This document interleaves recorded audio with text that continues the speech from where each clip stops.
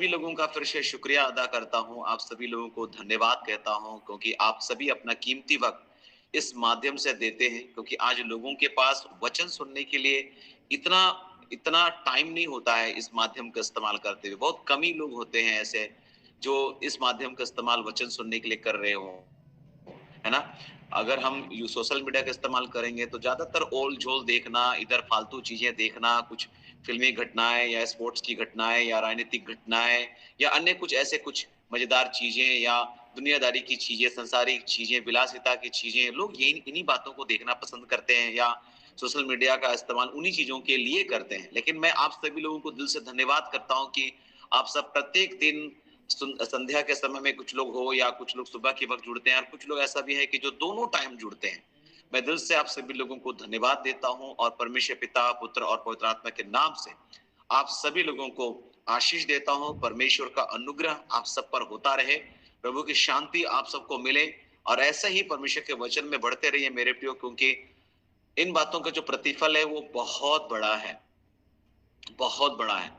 आज मैं दिन में एक नर्स से मेरी मुलाकात हुई जो सऊदी अरब में भी नर्स रही और वहाँ पर एक बहुत ही बड़े हॉस्पिटल में वो नर्सिंग हेड रह चुकी और उसके बाद फिर वो जमशेदपुर शहर में आकर के टीएमएच में भी वो जो है वो हेड रही और फिर वो मर्सी हॉस्पिटल में अभी कार्यरत थी। लेकिन कुछ समस्या उनके साथ हुई और वो उनको जो है घर में बैठना पड़ा। लगातार उनके घर में मौतें हो रही थी, लगातार उनके घर में बीमारियों का दौर चल रहा था। तो उनके पास बहुत प्रकार के सवाल थे कि आखिर ऐसा क्यों मेरे साथ हो रहा है? क्या परमेश्वर इन बातों को अपनी इच्छा के अनुसार कर रहा है? क्या परमेश्वर की यही इच्छा है कि मेरे जीवन में ये सारी चीज़ें होती रहे, है ना? मैं इतना परमेश्वर पर विश्वास करती हूँ, फिर मेरे साथ ये सारी चीज़ें क्यों हो रही है? तो मैंने बताया केवल आप विश्वास करती हैं, बाकी पूरे घर के लोग तो विश्वास नहीं करते ना। तो बोला हाँ, सभी तो नामधारी जीवन जी रहे हैं। आप इस घर के लिए अय्यूब हैं, आप इस घर का अय्यूब हैं और परमेश्वर आपके विश्वास को और दृढ़ करना चाहते हैं। उन्होंने इस बात को एक्सेप्ट किया और मैंने कुछ उदाहरण दिए उनको और उसके बाद उनको थोड़ा संतोषजनक लगा कि नहीं मुझे कुछ तो सवाल का जवाब मिला है। तो सही में हर कोई के पास कोई ना कोई सवाल है यहाँ पर, आप में से कितने लोग यहाँ पर हैं, न जाने कितने प्रकार का सवाल आपके पास है। मुझे नहीं पता कि इन संदेशों के द्वारा कितना सवाल का जवाब आपको मिल रहा है, लेकिन मैं विश्वास करता हूँ कि कुछ ना कुछ तो आपको मिल रहा है। क्या आप जो ऑनलाइन मीटिंग में आप अटेंड कर रहे हैं, इससे आपके सवालों का जवाब आपको मिल रहा है? क्या आप कुछ सीख पा रहे हैं? मैं आपसे सुनना चाहता हूँ, क्या सचमुच आप सीख पा रहे हैं? Yes, yes. Yes, yes. Yes, yes. Yes, जी भैया। amen. Yes, yes, yes, yes. yes, बिल्कुल, परमेश्वर पिता को धन्यवाद और ऐसे ही yes, प्रत्युत्तर देते रहिएगा तभी तभी ताकि हम लोगों को भी बड़ा उत्साह लगे कि हम कुछ आपको सिखा पा रहे हैं। देखिए, yes. बहुत प्रकार की बातों को आप इस माध्यम से सुनेंगे और बहुत सारे प्रचारक और पास्टर आते हैं और हो सकता है आप में से कई लोगों को कुछ बातें अच्छी लगती है और कुछ बातें आपको हजम नहीं होती है। तो अगर आपको कुछ बातें हजम नहीं होती है तो उसको दरकिनार कर दीजिए, उस पर विवाद मत करिए। परमेश्वर आपको बुद्धि दे, ज्ञान दे, परमेश्वर ने आप सबको समझ दिया है और आप उस समझ के साथ आगे बढ़िए। परमेश्वर का आत्मा आपको आपकी अगुवाई करे, मैं यही दुआ करता हूँ। तो कई प्रकार के संदेश आपको मिलेंगे यहाँ पर और सब लोग अलग-अलग तरीके से जिनके अलग-अलग तरीके से शायद उन सब बातों का व्याख्या करें, उनका वो यहाँ पर उनको परिभाषित करें। तो कुछ आपको लगेगा कि नहीं विश्वास के बारे में तो उसने तो ये बताया, विश्वास के बारे में ये तो ये बता रहा है। तो हर कोई को अलग-अलग प्रकाशन मिला हुआ है। हर कोई के पास अलग-अलग तरीका है। देखिए, हम लोग सभी लोग जो है ना ऐसे ही है जैसे मानो एक बार की बात है कि कुछ अंधे थे और वे आपस में हाथी के बारे में डिस्कस कर रहे थे क्योंकि उन्होंने कभी हाथी क्योंकि वो अंधे हैं, उन्होंने कभी देखा नहीं है हाथी को। तो वो लोग अनुमान लगा रहे हैं कि मे बी हाथी ऐसा है, वैसा है क्योंकि उन अंधों के साथ क्या हुआ है कि एक बार जब उनको पूछा कि हाथी कैसा है तो उन्होंने बताया कि हम लोग हाथी को हम लोग तो देख नहीं सकते हैं तो कैसे बताएँगे कि हाथी ये ऐसा होता है। तो इसलिए क्या हुआ कि उन पाँचों अंधों को क्या किया गया कि हाथी को छू करके क्योंकि अंधे लोग कई बार छू करके ही कई चीज़ों को पता लगाते हैं कि हाँ, ये चीज़ है, वो चीज़ है। मैंने देखा है जो भाई शंकर जुड़ते हैं आप में से कई लोग सुने हैं दिल्ली में है वो छू करके ये 10 का नोट है, 50 का नोट है, 100 का नोट है, तुरंत पकड़ लेंगे। उसको धोखा नहीं दे सकते, है ना? तो वो छू करके बहुत सारी चीज़ों का पता लगा ल लेता है और वो छड़ी के सहारे ही ये गड्ढा है, ये पक्का सड़क है, ये कच्ची सड़क है, सारी बातों को उसको अंदाज़ा हो जाता है। तो ऐसे ही पांच अंधों को हाथी के बारे में उसके राय जानने के लिए कि हाथी कैसा है, उनको हाथी के सामने ले जाया गया और एक अंधे के हाथ में सूंड दे दिया गया, एक अंधे अंधे के हाथ में कान दे दिया गया हाथी का, एक अंधे का हाथ में जो है उसका पूंछ दे दिया गया, एक हाथी का जो है एक अंधे को जो है ना उसका पैर दे दिया गया, फिर एक अंधा को जो है ना उसका जो शरीर है, जो उसका बॉडी है, उसको छूने के लिए बोला गया। तो सारे अंधे अलग अलग पार्ट्स को छू रहे पकड़े हुए हैं। तो सूंड जो पकड़ा है अंधा, तो उसको पूछा गया कि आपको कैसा लगा, अंधा कैसा है, सॉरी माफ कीजिएगा, हाथी कैसा है। तो उसने बोला कि सांप के जैसा है। अगला व्यक्ति बोलने लगा जो कान को पकड़ा हुआ है, नहीं नहीं नहीं, सांप के समान नहीं है, वो सूप के समान है, वो सूप के समान, सूप जो फटकते हैं, है ना, सूप जानते हैं ना आप लोग।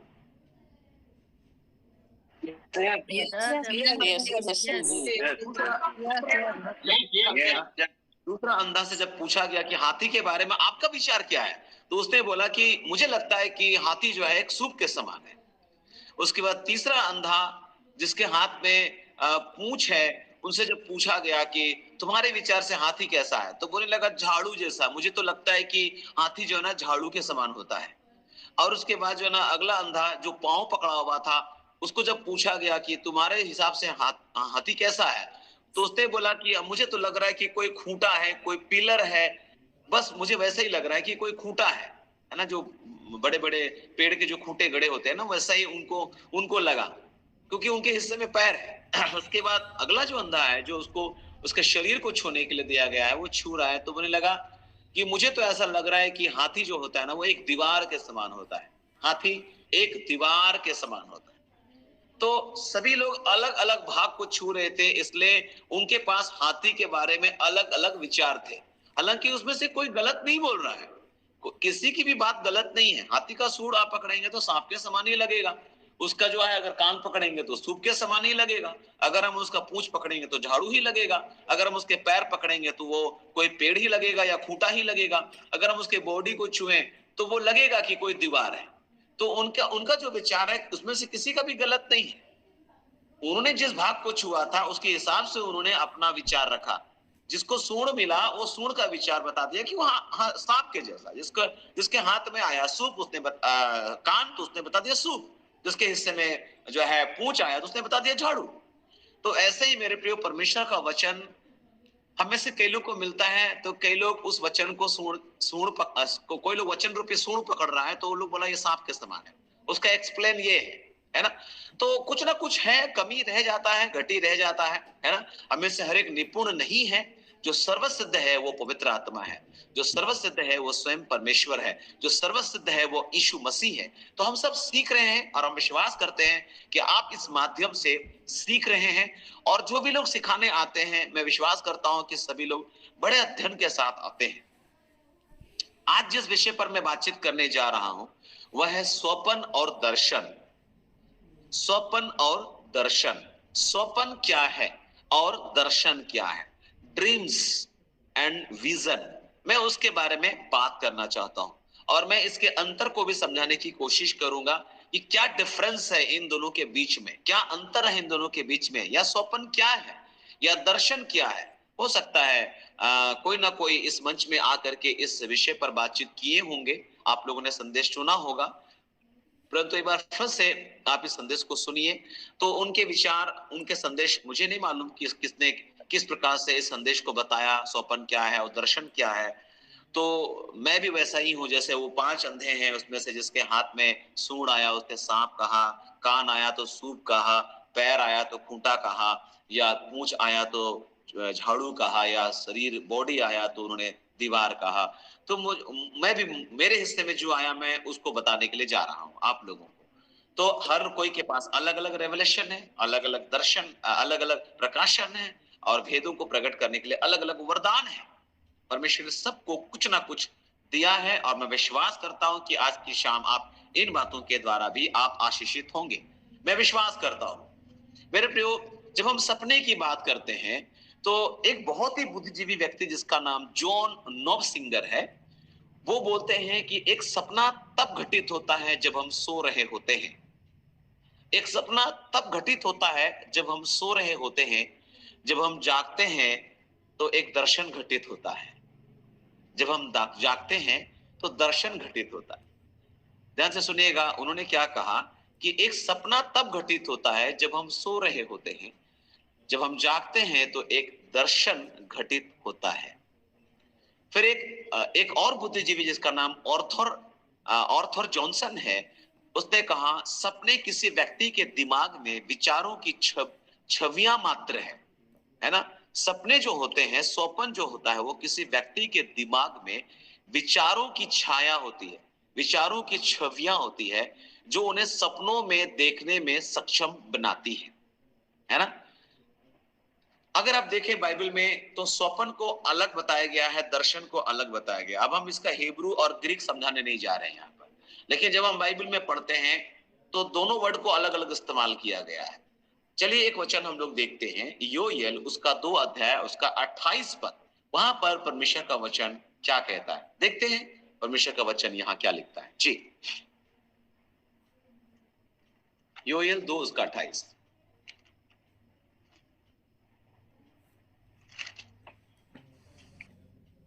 उन बातों के बाद मैं सब प्राणियों पर अपना आत्मा उड़ेलूंगा। तुम्हारे बेटे बेटियां भविष्यवाणी करेगी और तुम्हारे पुरनिये स्वप्न देखेंगे और तुम्हारे जवान दर्शन देखेंगे। आमीन। उन बातों के बाद मैं सब प्राणियों पर अपना आत्मा उंडेलूंगा। ये बात पूरी हुई प्रेरितों के काम में, जब पतरस प्रचार कर रहा था पेंतेकोस्त के दिन में। तो यहां पर लिखा है आगे कि तुम्हारे बेटे और बेटियां भविष्यवाणी करेंगी और तुम्हारे पुरनिये स्वप्न देखेंगे और तुम्हारे जवान दर्शन देखेंगे। देखिए यहां पर स्वप्न और दर्शन दोनों को अलग अलग बताया जा रहा है, स्वप्न और दर्शन। कभी कभी कुछ लोग स्वप्न को ही दर्शन समझ लेते हैं। कुछ लोग क्या होता है, सपना देखते हैं और बोलते हैं कि मुझे दर्शन हुआ। याद रखिएगा कि सपना वो होता है जो हम सोते हुए दशा में देखते हैं, लेकिन दर्शन जो है वो जागते हुए दशा में देखी जाती है। इसलिए स्वप्न और दर्शन को मिलाइए मत।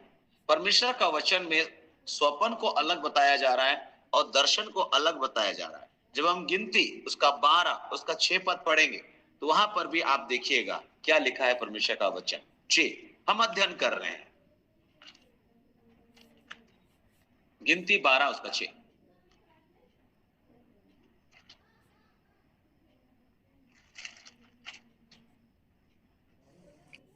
तब यहोवा ने कहा, मेरी बातें सुनो। यदि तुम में कोई नबी हो तो वह उस पर मैं यहोवा दर्शन के द्वारा अपने आप को प्रकट करूंगा या स्वप्न में उससे बातें करूंगा। आमीन। परमेश्वर यहाँ पर बोल रहे हैं कि मेरी बातें सुनो। ये बात परमेश्वर मरियम और हारून से बोल रहे हैं और बोल रहे हैं कि यदि तुम में कोई नबी हो तो उस पर मैं यहोवा दर्शन के द्वारा अपने आप को प्रकट करूंगा। नबियों के ऊपर मैं दर्शन के द्वारा उनको प्रकट करूंगा या स्वप्न में उससे क्या करूंगा, बातें करूंगा। यहां दोनों अलग अलग बताया गया है, या दर्शन के द्वारा बात करूंगा या स्वप्न। परमेश्वर इन दोनों बातों का इस्तेमाल करता है भविष्य को बताने के लिए। याद रखिएगा, स्वप्न और दर्शन भविष्यवाणी का एक रूप होता है। स्वप्न और दर्शन भविष्यवाणी का एक रूप होता है और ये दोनों बातें पहलियों के रूप में, प्रतीकात्मक रूप में होते हैं। इसको तुरंत समझा नहीं जा सकता। इसलिए कभी कभी हम सपना देखते हैं और हमको समझ में नहीं आता इसको क्या अर्थ हम लगाएं। तुरंत इसका व्याख्या करना भी अच्छा नहीं है।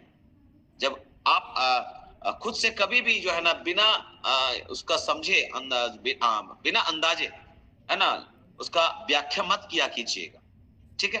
तो बाइबल में हम देखते हैं बहुत सारे लोगों ने स्वप्न भी देखा और बहुत लोगों से परमेश्वर ने दर्शन में बातचीत की, है ना। अगर हम बाइबल में कुछ लोगों के स्वप्न का एग्जाम्पल लें तो हम लोग देखते हैं यूसुफ का स्वप्न, है ना। यूसुफ का सपना बहुत फेमस है। यूसुफ को तो सब स्वप्नदर्शी ही के रूप में जानते हैं। यूसुफ का सपना जिसमें इस बात को देखता है कि वो भविष्य में वो बहुत ही प्रतिष्ठित व्यक्ति बनने वाला है और उनके माता पिता भी उसके सम्मान में झुकने वाले हैं। और ध्यान से देखिएगा, ये बड़ा दुखित बात है कि याकूब जो खुद सपना देखने वालों में से था, यूसुफ के सपने को समझ नहीं पाया। परमेश्वर ने याकूब को भी सपना दिखाया था, लेकिन जब उसका बेटा यूसुफ सपना देख रहा था और उन सपनों को जब बताता था, तो याकूब को यह हजम नहीं होता था।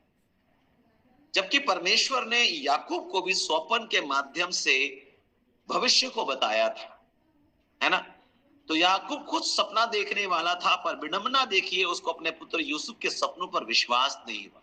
परमेश्वर ने जो स्वप्न अपने लोगों को दिखाए, आपको बताना चाहते हैं, वो भविष्य सूचक थे और वे सच भी हुए। वे सच भी हुए। हम स्वप्न को 3 भागों में विभाजित कर सकते हैं। हम स्वप्न को 3 भागों में विभाजित कर सकते हैं। पहला मनोवैज्ञानिक, जिसको हम स्वाभाविक भी बोल सकते हैं। दूसरा आध्यात्मिक या ईश्वरीय भी हम बोल सकते हैं। और तीसरा शैतानिक। 3 भागों में इसको हम विभाजित कर सकते हैं। पहला है मनोवैज्ञानिक या स्वाभाविक। दिन भर में जो विचार आया, दिन भर हम कुछ सोचते रहे और वो छवि बन जा रही है, सपने में वो दिखाई दे रहा है। ऐसा कई बार होता है, दिन भर आपने किसी के बारे में सोचा हो, विचार किया हो, और वो आपके सपन में आ जा रहा है। क्या आप में से किसी के साथ ऐसा हुआ है? मैं आपसे सुनना चाहता हूँ। यस, कभी कभी होता है। कभी कभी होता है ऐसा ना, होता है। कई लोगों के साथ अक्सर ऐसा होता है। है ना। So thank you so much. इसका मतलब आप सुन रहे हैं, इसलिए मैं आपका प्रत्युत्तर लेना मांग रहा था। तो स्वाभाविक इसको बोलते हैं, यह मनोवैज्ञानिक स्वप्न, स्वाभाविक स्वप्न। दिन भर के विचार छवि बन जाती है, रात में सपने में आती है वो चीजें, है ना। उसके बाद आध्यात्मिक या ईश्वरीय, ये जो है ऐसी बातें हैं जिसको परमेश्वर आपके भविष्य की भलाई के लिए या आपको आपकी शांति के लिए या आपकी योजना के लिए सपने के रूप में आपको दिखा रहा होता है। जब आप उस स्वप्न को देखते हैं तो आपके अंदर भय नहीं आता है, एक सुकून या शांति या आनंद सा महसूस होता है।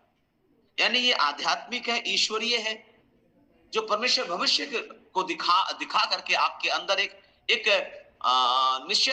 निश्चिंता का बोध आपको कराना चाहते हैं कि निश्चिंत रहो, मैंने जो बात तुमको दिखाया है, आने वाला समय में कुछ अच्छा होने जा रहा है। ऐसे भी है। और कुछ होते हैं जो डरावने वाले होते हैं, भयानक सपना देखा, भाग रहे हैं और हमको लोग पीछा कर रहे, हम भागने नहीं सक रहे हैं, हम उड़ना चाह रहे हैं, उड़ नहीं पा रहे हैं, मतलब अजीब टाइप का सपना। ऐसा भी हम लोगों ने कई बार देखा होगा। आप में से किसी के साथ ऐसा हुआ है? कोई दौड़ा रहा, भाग नहीं पा रहे हैं? Yes, yes, yes,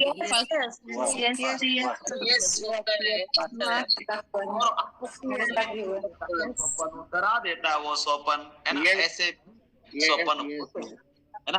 तो दुआ कीजिए, जब ऐसी स्वप्न कुछ आते हैं तो तुरंत यीशु मसीह के नाम में उसको रद्द करिए। मैं ऐसे तमाम स्वप्न को प्रभु यीशु के नाम से रद्द करता हूं, जो मेरे लिए डर और भय और भ्रम का कारण है। मैं ऐसे स्वप्न को प्रभु यीशु के नाम में रद्द करता हूं, है ना। मैं आपको बताना चाहता हूं कि स्वप्न को हर कोई व्याख्या नहीं कर सकता, याद रखिए। इसलिए अपने स्वप्न हर कोई को ना बताएं। आप जिस भी प्रकार का स्वप्न देख रहे होते हो, चाहे वो स्वाभाविक हो, चाहे वो ईश्वरीय हो, चाहे वो शैतानिक हो, हर कोई को अपने सपना मत बताया कीजिए, है ना। स्वप्न के अर्थ को बताना भी एक तरह का वरदान होता है, इसलिए किसी को भी शेयर मत कर दीजिए, है ना। याद रहे, दर्शन और सपनों के बीच मुख्य अंतर यही है कि सपने तब प्राप्त होते हैं जब व्यक्ति सो रहा होता है, जबकि दर्शन तब प्राप्त होते हैं जब व्यक्ति जाग रहा होता है, और वे अक्सर आत्मा में होते हैं, तब वो दर्शन की बात।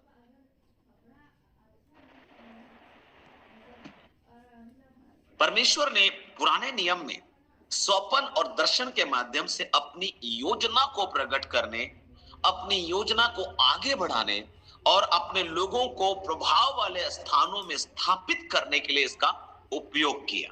याद रखिएगा, परमेश्वर ने, फिर एक बार बोल रहा हूं, परमेश्वर ने पुराने नियम में, ओल्ड टेस्टामेंट में स्वप्न और दर्शन के माध्यम से नंबर 1 अपनी योजना को प्रकट करने के लिए, नंबर 2, अपनी योजना को आगे बढ़ाने के लिए, और नंबर 3, अपने लोगों को प्रभाव वाले स्थानों पर स्थापित करने के लिए इसका उपयोग किया। एग्जाम्पल, चलिए हम उत्पत्ति 15 उसका एक पद पढ़ते हैं। वहां पर क्या लिखा है? उत्पत्ति 15 उसका एक पद। जी,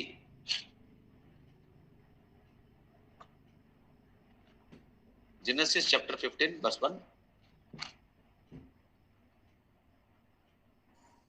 कितना बोले? उत्पत्ति 15 का 1। इन बातों के पश्चात यहोवा का यह वचन दर्शन में अब्राहम के पास पहुंचा। हे अब्राहम, मत डर, तेरी ढाल और तेरा अत्यंत बड़ा प्रतिफल मैं हूँ। आमीन। यहाँ दर्शन है, सपना नहीं है, यहाँ दर्शन है। यानी अब्राहम खुली आंखों से इस बात को देख रहा है, परमेश्वर उनसे बात कर रहा है, कोई आवाज आ रहा है उसके पास, है ना। दर्शन कई तरह से आता है, दर्शन कई तरह से आता है। अगर हम दर्शन की बात करें तो बाद में उसको बताऊंगा कि दर्शन कैसे कैसे हमारे हमको मिलता है, कैसे मिलता है, कैसे प्राप्त होता है। परमेश्वर ने अब्राहम के साथ की गई वाचा को दोबारा स्थापित करने के लिए एक दर्शन का इस्तेमाल किया, और दर्शन के द्वारा उससे बोला कि मत डर, तेरी ढाल और तेरा अत्यंत प्रतिफल मैं हूं। तेरा बड़ा जो प्रतिफल हो वो मैं हूं, तुम मत डरो। परमेश्वर ने दर्शन के माध्यम से अपनी योजना को उस पर प्रकट किया, अपनी योजना में उसको बढ़ाने के लिए दर्शन के द्वारा उनसे बातचीत की, और अपने लोगों को जहां परमेश्वर चाहता वहां पहुंचाने के लिए, उस वाचा को पुनः स्मरण दिलाने के लिए परमेश्वर ने दर्शन का इस्तेमाल किया अब्राहम के साथ। उत्पत्ति 20 अध्याय में देखते हैं कि वहां सपना है, यहां दर्शन है और वहां सपना है। सपना क्या है? देखिए, उत्पत्ति 20 अध्याय उसका 1 से लेकर के 7 पद को पढ़ेंगे। क्या लिखा है यहाँ पर? जी,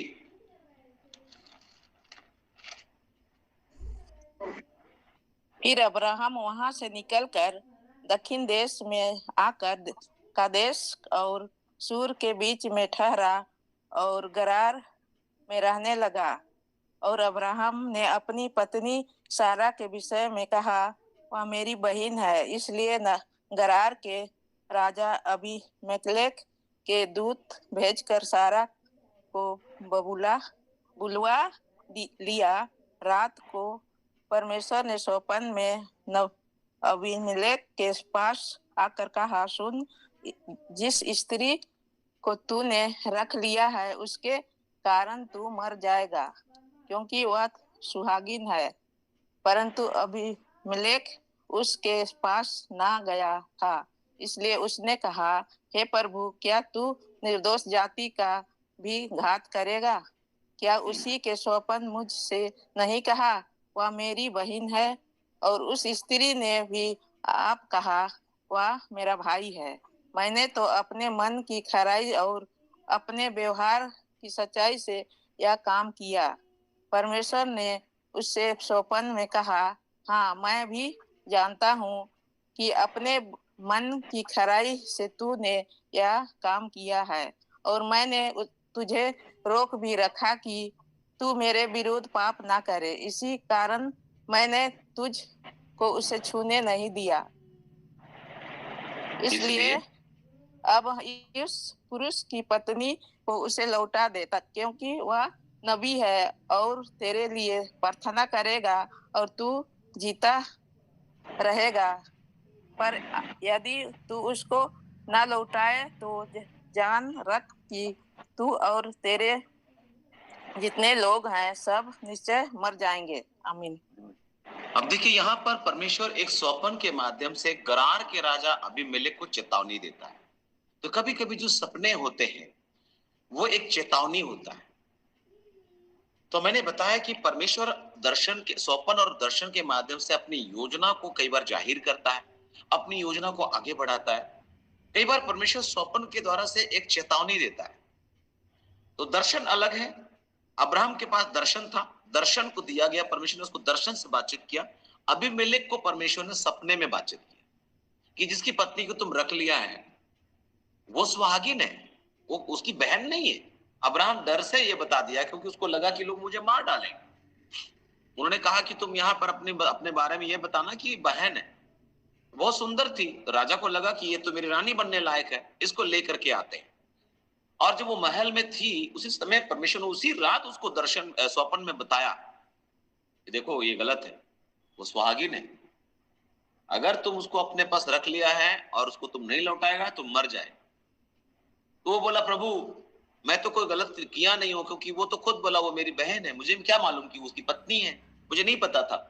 और इस प्रकार से हम देखते हैं कि परमेश्वर ने स्वप्न में ही उसको जता दिया कि हाँ सच बात है कि तुम खराई से चल रहे हो, तुमने कोई पाप नहीं किया और मैं इस स्वप्न के माध्यम से तुमको पाप करने से रोक रहा हूं।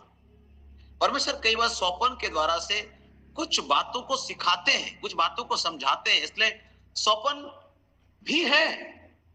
हम कभी कभी स्वप्न को नजरअंदाज कर देते हैं, स्वप्न को नजरअंदाज मत करिए। किसी प्रकार के स्वप्न को जब आप देखते हैं तो उसको लेकर के भी गंभीर होना बहुत जरूरी है ना, और उसको मतलब को समझने के लिए दुआ कीजिए। लेकिन एक बात सही बात है कि हर कोई से सपने को शेयर भी मत कीजिए, दुआ कीजिए और परमेश्वर जरूर बताएगा। हो सकता है उस सपन को आप लिख लें और किसी दिन कोई प्रभु का धन्यदास जिसको आपको अगुवाई हो उनसे शेयर करिए, है ना, क्योंकि ये भी एक वरदान है, सपने का अर्थ बताना भी एक वरदान है, हर लोग नहीं बता सकता। अगर आप मुझे पूछेंगे तो हो सकता है मैं भी आपको क्लियर न बता पाऊं कि उस सपन में क्या है क्या नहीं है, क्योंकि मेरे पास वो वरदान नहीं है ना। कुछ बातों को हो सकता है मैं बता पाऊं, है ना। तो दुआ करिए और परमेश्वर का आत्मा बताएंगे आप लोगों को कि उस स्वप्न का क्या अर्थ है। तो जैसे मैंने बताया कि स्वप्न और दर्शन को परमेश्वर इसलिए इस्तेमाल करता था कि अपनी योजना को प्रकट करे। देखिए यहाँ पर अगर परमेश्वर इस बात से अबीमेलेक को स्वप्न के द्वारा न चिताया होता तो देखिए बहुत प्रकार का जो परमेश्वर का जो योजना था, जो प्लान था, वो धूमिल हो सकता था। तो क्या हुआ कि यहाँ पर परमेश्वर ने गरार के राजा अबीमेलेक को स्वप्न के द्वारा चिताया कि वो सारा को ना छुए, क्योंकि वो सुहागिन है, नहीं तो मर जाएगा। और परमेश्वर स्वप्न और इस स्वप्न ने, हम कहेंगे स्वप्न ने क्या किया, सारा की रक्षा की थी। अगर ये स्वप्न अबीमेलेक को ना मिला होता तो शायद सारा संकट में पड़ सकती थी। परमेश्वर का जो योजना था वो कहीं ना कहीं धूमिल हो सकता था, उसमें बाधा आ सकता था। और परमेश्वर सारा को जो है ना कईयों की माता के रूप में देख चुका था, तो सारा को उसके चुने हुए लोगों की माता बनाने की परमेश्वर की योजना की रक्षा परमेश्वर ने स्वप्न दिखा करके किया। तो कई बार परमेश्वर स्वप्न दिखाने के द्वारा अपनी उन आने वाली योजनाओं को प्रकट करना चाहते हैं कि क्या होने वाला है। तो परमेश्वर स्वप्न और दर्शन के द्वारा हमसे बात करता है, तो दोनों अलग अलग चीज है। मैंने बताया स्वप्न जो होता है वो जब हम सो रहे होते तब आता है, और दर्शन होता है जागते हुए। तो दोनों को मिक्स मत कर दीजिएगा, लेकिन दोनों में परमेश्वर का योजना छुपा होता है। एक और उदाहरण हम देखते हैं उत्पत्ति 20 अध्याय में माफ कीजिएगा, हाँ उत्पत्ति 20 अध्याय में ही 20 अध्याय उस जगह में जहां पर थोड़ा सा आगे बढ़ते हैं 20 मिनट,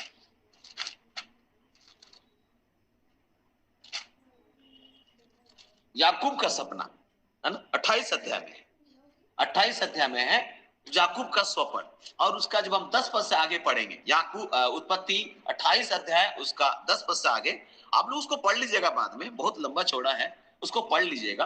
तो आप सभी को मालूम है मेरे प्रियो कि याकूब ने अपनी मां की सहायता से एसाव का पहलौठा का जो अधिकार था या उसका पहला जो विरासत थी उसको चुरा लिया। और तब याकूब एसाव के क्रोध से भागा, क्योंकि उसको बहुत गुस्सा आ गया। और अपनी यात्रा के दौरान उसने क्या देखा, स्वर्ग तक पहुंचने वाली एक सीढ़ी है ना, उसने एक सपना देखा जिसकी एक सीढ़ी है और जिसकी पहुंच कहां तक है, स्वर्ग तक है। और ये बहुत ही प्रसिद्ध सपना है जिसके बारे में कई सेवक लोग हमेशा चर्चा करते रहते हैं, है ना। एक सीढ़ी जो याकूब ने देखा था और उसमें उसने देखा कि स्वर्गदूत चढ़ रहे हैं उतर रहे हैं, ऐसा उसने देखा। इस सपने में याकूब को परमेश्वर का वादा मिला। आपको मालूम हो कि इस सपने में याकूब को परमेश्वर का वादा मिला कि अब्राहम की आशीष उसके माध्यम से आगे बढ़ाया जाएगा। जब हम इसको थोड़ा से इसको पढ़ते हैं तो जो सपना वहां देखा वो सीढ़ी और जो स्वर्ग तक पहुंचा हुआ है, स्वर्गदूत उसमें उतर चढ़ रहे हैं, तब परमेश्वर ने 28 का 13 मैं आपके लिए पढ़ रहा हूं, देखिएगा वहां लिखा है, और यहोवा उसके ऊपर खड़ा होकर कहता है, मैं यहोवा तेरे दादा अब्राहम का परमेश्वर और इसहाक का भी परमेश्वर हूं। जिस भूमि पर तू लेटा है उसे मैं तुझको और तेरे वंश को दूंगा, और तेरा वंश भूमि की धूल की किरणों के समान बहुत होगा, और पश्चिम पूरब उत्तर दक्षिण चारों ओर फैलता जाएगा, और तेरे वंश के द्वारा पृथ्वी के सारे कुल आशीष पाएंगे। और सुन, मैं तेरे संग रहूंगा, जहां कहीं तू जाए वहां तेरी रक्षा करूंगा, और तुझे इस देश में लौटा ले आऊंगा, और मैं अपने कहे हुए को जब तक पूरा ना कर लूं तब तक तुझको ना छोड़ूंगा। और याकूब जाग उठा, यानी वो सोया हुआ था। ये सपना था। अब्राहम को दर्शन मिला था, याकूब को सपना मिला था। ठीक है, तो दोनों अलग अलग चीजें, लेकिन दोनों बातों में एक बात को हम लोग ध्यान दे रहे हैं, परमेश्वर अपनी योजना जाहिर कर रहे हैं, अपनी योजना में उन लोगों को बढ़ा रहे हैं, अपने लोगों को प्रभाव वाले स्थानों में स्थापित करने के लिए परमेश्वर इन स्वप्न और दर्शन की बातों को उपयोग में ला रहा है। और यूसुफ का सपना क्या था? यूसुफ का सपना में हम लोग देखते हैं कि भविष्य में उनको प्रतिष्ठा दी जाएगी, और एक दिन उसका परिवार भी उसके सम्मान में झुकेगा। और इस सपने की भाइयों ने सराहना नहीं की, बल्कि वो नफरत से भर गए, गुस्सा से भर गए, क्रोध से भर गए, जलन और ईर्ष्या से भर गए, और उन्होंने यूसुफ को मार डालने की सोची।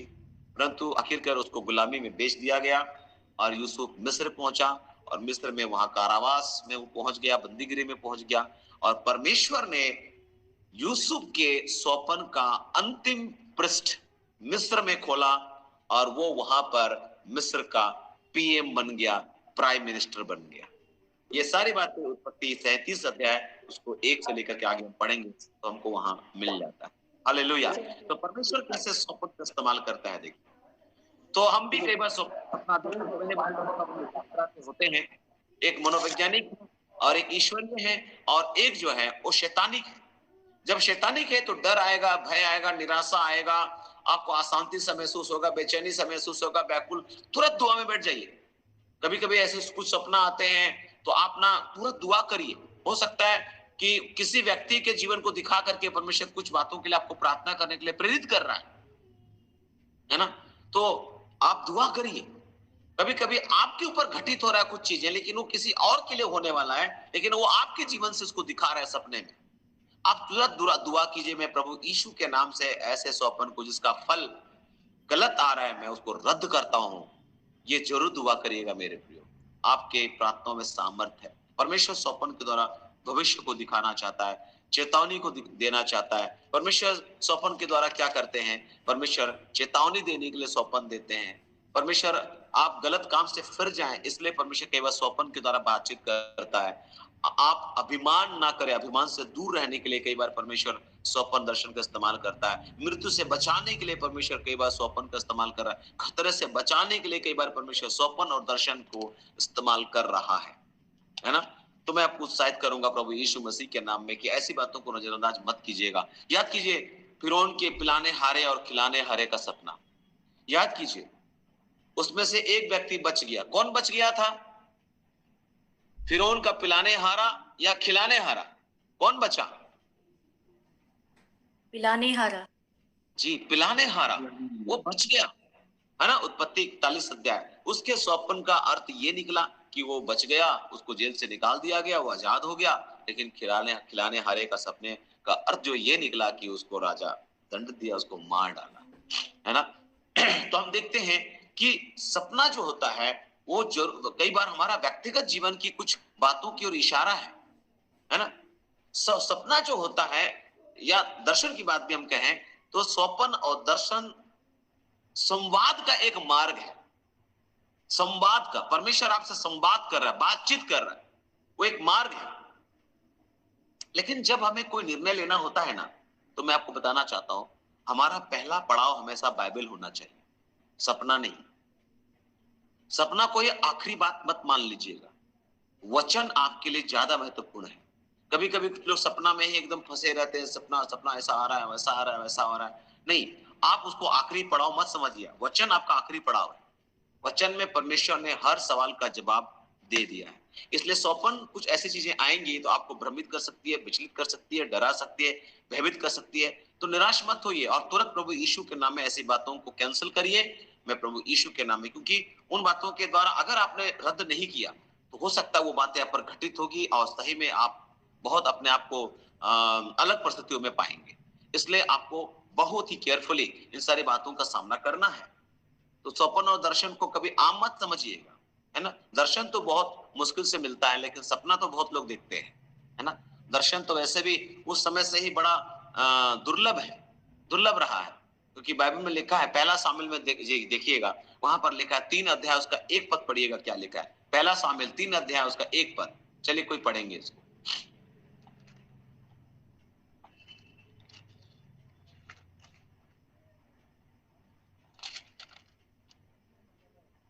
क्या लिखा है? पहला शामिल 3 अध्याय उसका 1 पद पहले हम लोग पढ़ते हैं। वह बालक सामुएल एली के सामने यहोवा की सेवा टहल करता था। उन दिनों में यहोवा का वचन दुर्लभ था और दर्शन कम मिलता था। आमीन। यहां पर क्लियर लिखा हुआ है कि बालक सामुएल एली के सामने यहोवा की सेवा टहल करता था। आप सबको पता है शामुएल का जन्म कैसे हुआ। उन दिनों में यहोवा का वचन दुर्लभ था, वचन भी बड़ा मुश्किल था, और लिखा दर्शन कम मिलता था। और ऐसे समय में परमेश्वर ने शामुएल को दर्शन से बातचीत किया। शामुएल को समझ में नहीं आ रहा था, एली की आंखें धुंधला गई थी, उसको कुछ सूझता नहीं था, है ना। आप सबको मालूम है कि एली हमेशा कुर्सी में बैठा करता था। मंदिर में कुर्सी नहीं होता है, याद रखिएगा। अभी प्रभु के दास आके बता रहे थे, तो मैं भी इस विषय पर रिसर्च कर चुका हूं, खोजा हूं बाइबल में। मंदिर में जो पात्र होते थे, मंदिर के अंदर जो पात्र होते हैं, उसमें कुर्सी नहीं होता है, याद रखिएगा। और एली जब हन्ना प्रार्थना करने के लिए आई थी तो कुर्सी पे बैठा था। दर्शन इसको मिल रहा है, वहां कुर्सी में बैठा है वो, है? उस समय तो लेटा हुआ था वो। लेकिन आप देखिए, यही कुर्सी एक दिन जो है ना उसको मार डाला, क्योंकि एली की मृत्यु कैसे हुई थी? कुर्सी से गिर गया, गर्दन की हड्डी टूट गई और मर गया। ये जो कुर्सी है वो आपको मार डाल सकता है।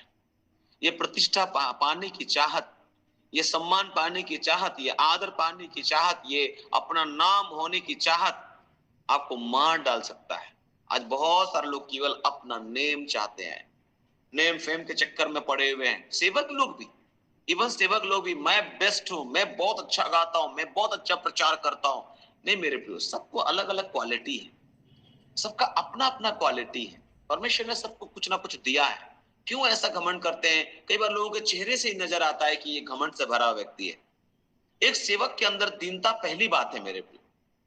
अगर उसके अंदर दीनता नहीं, नम्रता नहीं, तो पता नहीं किस बात की सेवा कर रहा है, मुझे नहीं मालूम। मुझे समझ में नहीं आता है, कई बार ऐसे सेवकों को सेवकाई करते हुए देखकर मुझे बड़ा दुख होता है कि लोग ऐसे सेवकाई कैसे करते हैं। ऐसे धोखे की सेवकाई, जहां उसके शब्दों में मिठास नहीं, जहां उनकी बातों में घमंड झलकता है। मेरे इर्द गिर्द में भी कई ऐसे लोग हैं, तो बोल तो रहे प्रभु के बारे में, लेकिन इतना मैं ऐसा नहीं, मैं ऐसा नहीं, मैं ऐसा हूं, मैं वैसा हूं। ये मैं छोड़िए, मैं नहीं छोड़िएगा तो फिर आप नष्ट हो जाइएगा। तो हम देखते हैं यहां पर, जब स्वप्न, जब दर्शन दुर्लभ थे, उस समय एली को दर्शन मिला, माफ कीजिएगा, शामुएल को दर्शन मिला।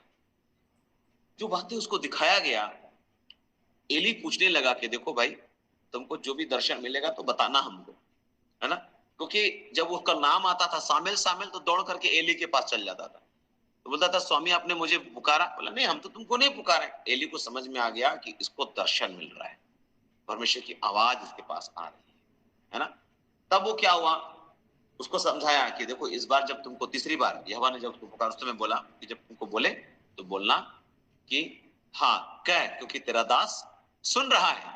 तेरा दास क्या कर रहा है? सुन रहा है।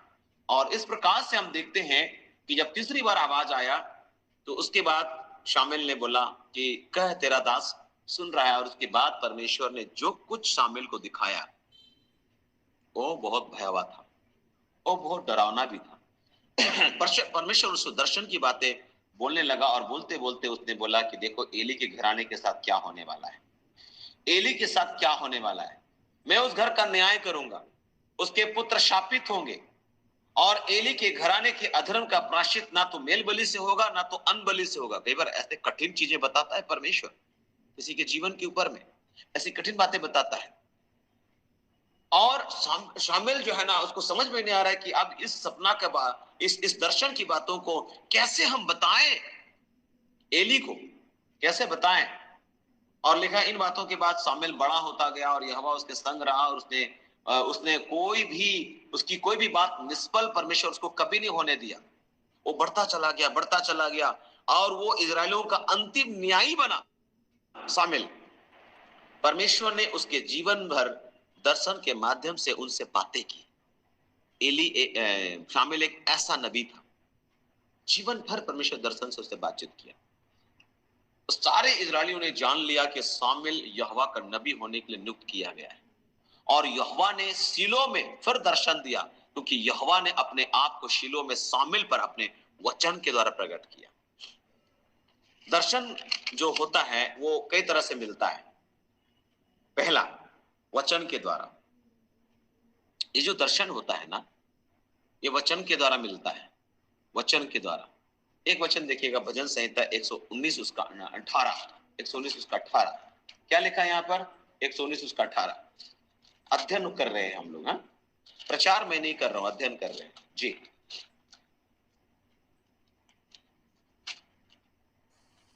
मेरी आंखें खोल दे कि मैं तेरी व्यवस्था की अद्भुत बातें देख सकूं।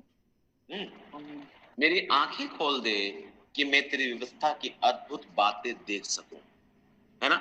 तो परमेश्वर वचन के द्वारा, कई बार अगर आप देखेंगे तो परमेश्वर अपने वचन के द्वारा ही बात कर रहा है, और वचन का ही इस्तेमाल करके दाऊद बोलता है मेरी आंखें खोल दे कि तेरी बातों को मैं देख सकूं, तेरी बातों को प्रभु में आपकी आज्ञाएं मेरे आंखों के आगे छिपी ना रहे।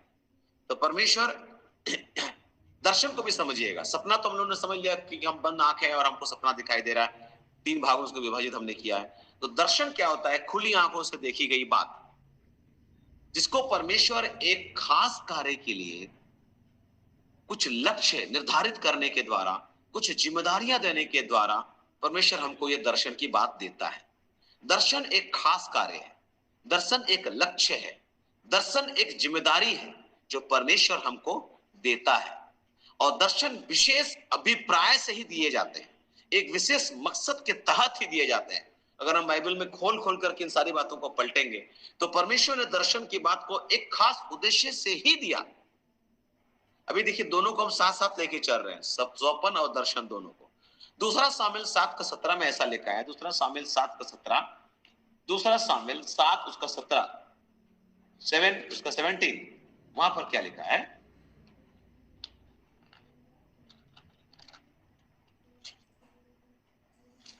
इन सब बातों और इस दर्शन के अनुसार नतान ने दाऊद को समझा दिया।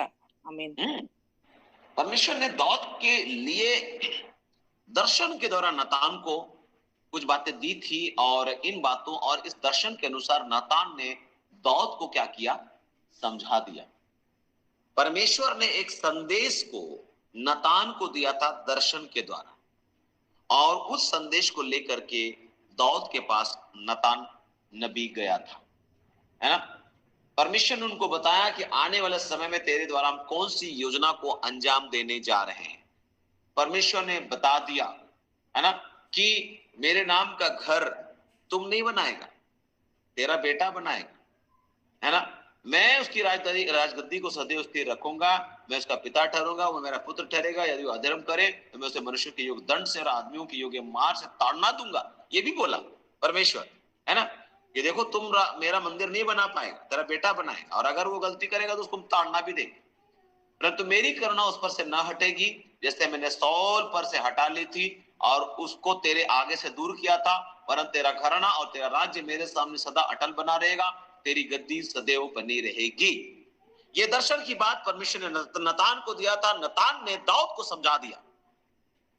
तो कई बार परमेश्वर दर्शन की बात एक खास कार्य हेतु, दर्शन एक लक्ष्य, कि परमेश्वर हमारे जीवन में एक लक्ष्य को निर्धारित कर रहा है, एक जिम्मेदारी को हमको दे रहा है, और इस कारण से परमेश्वर कई बार विजन को देता है, दर्शन को देता है। तो दर्शन पहली बात वचन के द्वारा मिलता है, दूसरी बात प्रार्थना में दर्शन हमको मिलता है, तीसरी बात कुछ घटनाओं के द्वारा हमको दर्शन मिलता है, चौथी बात आत्मा के द्वारा, पवित्र आत्मा के द्वारा दर्शन की बात हमको मिलती है, पांचवी बात सेवकों के द्वारा प्रचार जो हम सुनते हैं उसके माध्यम से दर्शन की बात हमको मिलती है। तो इन अलग अलग माध्यमों से हमको दर्शन वचन के द्वारा मिलेगा, प्रार्थना में मिलेगा, घटनाओं के द्वारा मिलेगा, आत्मा के द्वारा मिलेगा, पवित्र आत्मा के द्वारा, और सेवकों के द्वारा हमको दर्शन की बात मिलेगी। जहां दर्शन नहीं वहां लोग निरंकुश हो जाते हैं, कोई कंट्रोल नहीं। दर्शन होगा तो कंट्रोल में रहेंगे, है ना। तो हम लोग देखते हैं इस तरह से कि सामुएल को युवा अवस्था में खुली आंखों से दर्शन प्राप्त हुआ और वह इस्राएलियों को का अंतिम न्यायी बना। परमेश्वर ने उसको जीवन भर दर्शन के माध्यम से उससे बातें की। ऐसे जब आप न्यायों की पुस्तक में जाएंगे मेरे प्रियो, तो परमेश्वर ने यहाँ एक सपना दिखा करके कुछ बातों को गिदोन को स्मरण दिलाया। कभी कभी सपने हम भी देखेंगे, हमारा पड़ोसी भी देखेगा, है ना। समझिएगा कि क्या होगा उससे। देखिए यहाँ क्या होता है, न्यायों की पुस्तक 7 अध्याय उसका 12 से लेकर के 15 पद तक कोई पढ़ेंगे। चलिए, स्वप्न और दर्शन दोनों को साथ साथ मिक्स करके हम बता रहे हैं आप लोगों को जी। क्या लिखा है यहाँ पर? 12 पद से 15, 7 अध्याय न्यायों की पुस्तक। मिद्यानी और अमालेकी और सब पूर्वी लोग तो टिड्डियों के समान बहुत से तराई में फैले पड़े थे और उनके ऊंट समुद्र तट की बालू के किनकों के समान गिनती से बाहर थे।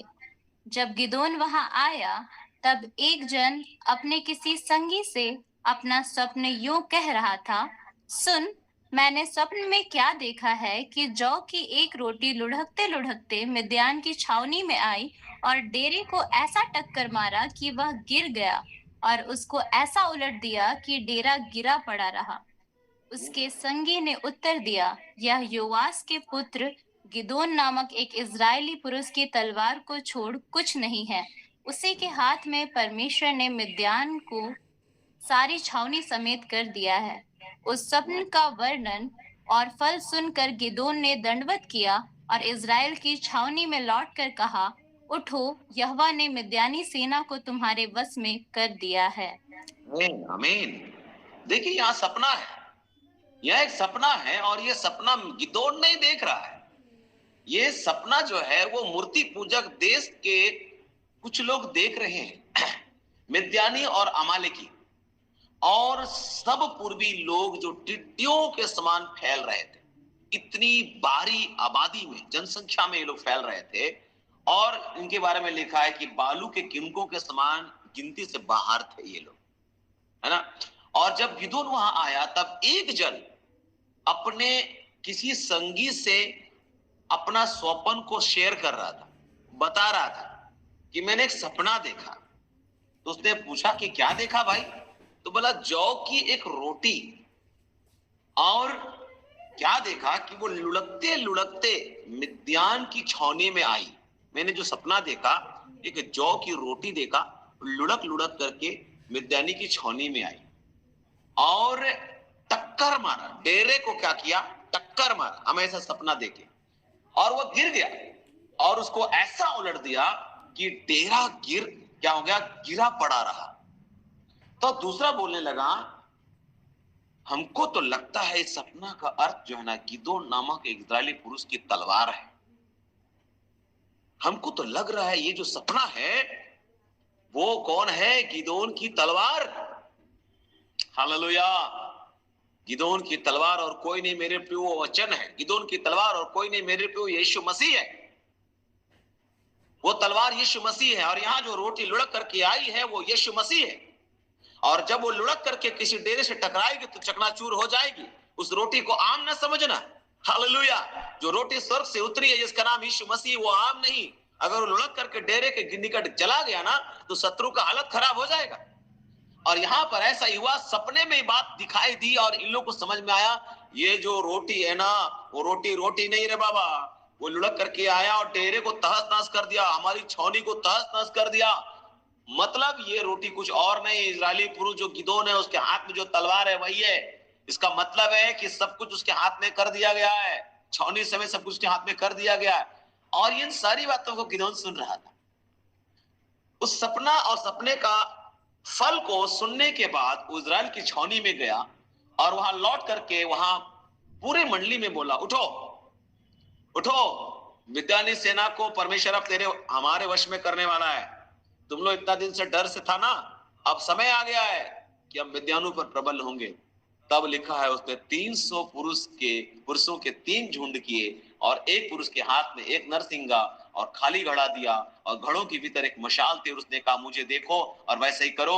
सुनो, जब मैं छावनी के छोर तक पहुंचूं तब जैसा मैं करूं वैसे तुम भी करना, अर्थात जब मैं और मेरे सब संगी नरसिंगे फूके तब तुम भी छावनी के 4 नरसिंगा फूकना और ललकारना और यहोवा और गिदोन की तलवार, बस यही बोलना है, यहोवा और गिदोन की तलवार, यहोवा और गिदोन की तलवार।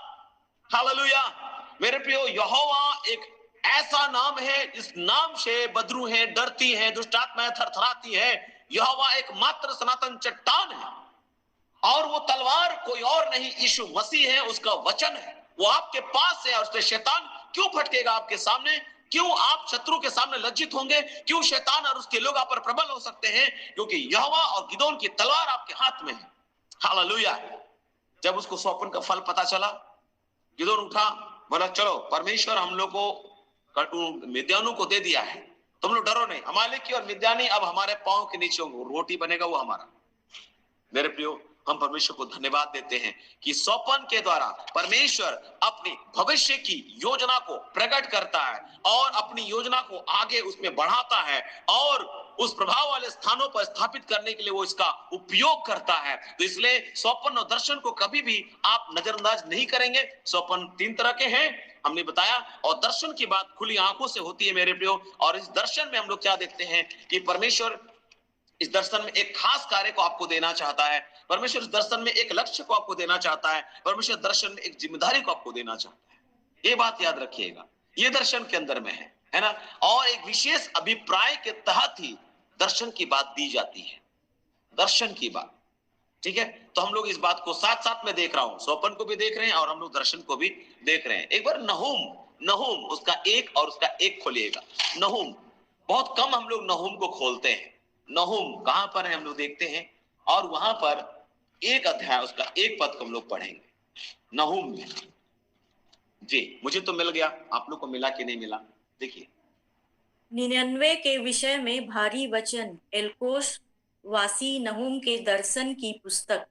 हाँ, नहूम आम पुस्तक नहीं था, यह दर्शन की पुस्तक थी, दर्शन की पुस्तक।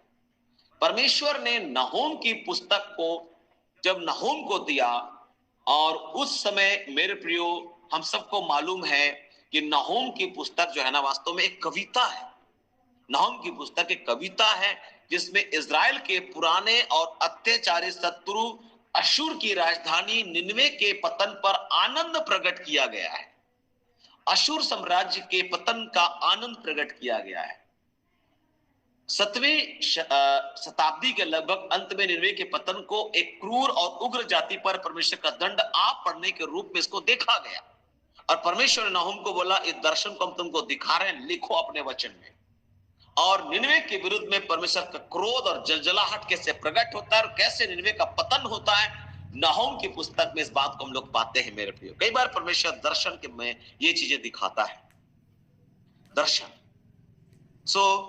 दर्शन के साथ चलिए, लेकिन कुछ लोग तो दूरदर्शन के साथ चल रहा है ना। जवान दर्शन देखेंगे बोला, आजकल जवान दूरदर्शन देखता है ना। पुरने स्वप्न देखेंगे, सोएगा तब तो सपना आएगा। आजकल के पुरने तो सब सोते भी नहीं, नींद ही नहीं आ रहा है, नींद का टैबलेट खाना पड़ रहा है। परमेश्वर अपने प्रियों को यूं ही नींद प्रदान करता है। परमेश्वर का प्रिय बनिएगा तब तो नींद आएगा। परमेश्वर का प्रिय है नहीं, इसलिए नींद आता नहीं है। टैबलेट जरूरत पड़ती है तब जाकर के हमारी नींद आती है। अब हमारा जिंदगी ऐसा हो गया, लजीज खाना, तेलिए खाना, मसालेदार खाना, खाना खा के शुगर और प्रेशर और ना जाने क्या क्या चीज को हमने जुटा लिया है। हमारा लाइफ स्टाइल देखिए, है ना। पिछले दिनों अध्ययन कर रहे थे कि फास्ट फूड क्या करवाता। आपने अखबार पढ़ी होगी कल परसों के प्रभात खबर में, फास्ट फूड की वजह से होने वाली बीमारियां। है ना, किडनी प्रभावित हो रही है, लीवर की बीमारियां बढ़ रही है, इसके अलावा और भी कई प्रकार की बीमारियां बढ़ रही है मेरे प्रियो, है ना। जो फास्ट फूड, जंक फूड हम लोग खाते हैं ना, इसमें इसमें सोडियम की मात्रा बहुत ज्यादा होती है, जो हमारे किडनी को बहुत ज्यादा प्रभावित करती है, और बाद में यूरिनल प्रॉब्लम हमको होगा, किडनी में प्रॉब्लम होगा, किडनी डैमेज होगा, है ना।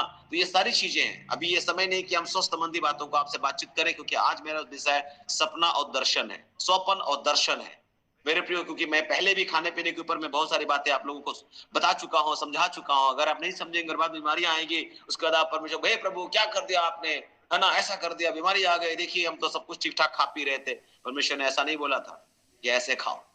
इस प्रकार का खाना पीना हमारा है, हम आपके किचन पर हमला नहीं कर रहे, लेकिन अपने आज जीवन को अनुशासित कीजिए मेरे प्रियो, ये आपके अच्छे के लिए है ना। हम लोग भी कई बार परेशान हो जाते हैं, कभी कभी तो इतना भयंकर तेल मसाला लोग बना खाते हैं ना, बाप रे बाप, है ना। सो थोड़ा सा सावधानी बरतिए खाने पीने के। इस जीभ को आप स्वाद दीजिएगा तो पेट का भी ख्याल रखिएगा। जीभ में तो अच्छा लगा, लेकिन कभी पेट से पूछिए आप, पेट जी आपको अच्छा लगा? जीभ को तो बहुत अच्छा लगा, लेकिन ये जीभ नहीं रखता है खाना को, खाना रखता है पेट। तो पेट से के बारे में पूछिए जरा उसको, है ना। सो चलिए आगे बढ़ते हैं। पहला राजा 3 उसका 5 पद में देखिए, परमेश्वर ने सुलेमान को भी स्वप्न दिया, है ना। वहां क्या होता है, पहला राजा 3 उसका 5।